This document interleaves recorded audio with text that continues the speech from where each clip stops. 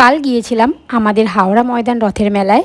কেমন কি দোকান লেগেছে, আমি কি কি কিনেছি আর কেমন কি প্রাইস, সবটাই আপনাদের সঙ্গে এই ভিডিওর মাধ্যমে শেয়ার করব। সো হ্যালো এভরিওয়ান, আমি পিউ। আপনারা সবাই কেমন আছেন? আমি তো বেশ ভালো আছি। আমাদের হাওড়া ময়দানে রথের মেলা বসেছে বেশ কিছুদিন হয়ে গেছে, বাট আমার তো যাওয়াই হচ্ছিল না কাজের চাপে।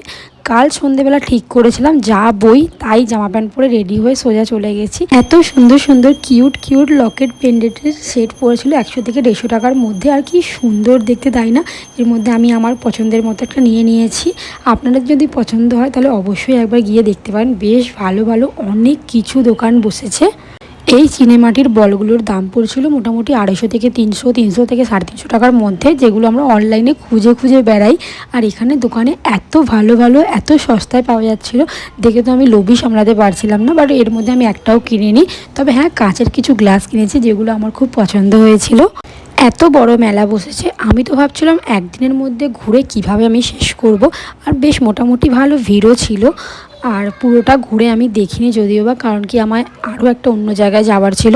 এবারে তো নতুন নতুন অনেক কিছু দোকান বসেছে, যেমন দেখলাম শাড়ির এই পারফিউমের দোকানটা কি ভালো, কত রকমের ভালো ভালো পারফিউম পাওয়া যাচ্ছিল।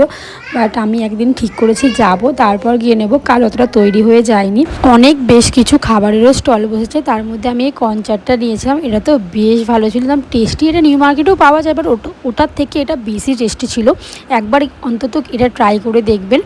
আর বাচ্চাদের তো অনেক কিছু দোলনা ছিল, বাট আমার সঙ্গে যিনি গিয়েছিলেন উনি আমাকে একদম দোলনায় হারগিস উঠতে দেবেন না, আমি জানতাম, তাই দোলনার দিকে যাইনি। আর মেলায় যাব এই আলু চিপস খাবো না, এটা তো আমার হতেই পারে না, এটা তো আমার সবচেয়ে বেশি ফেভারেট।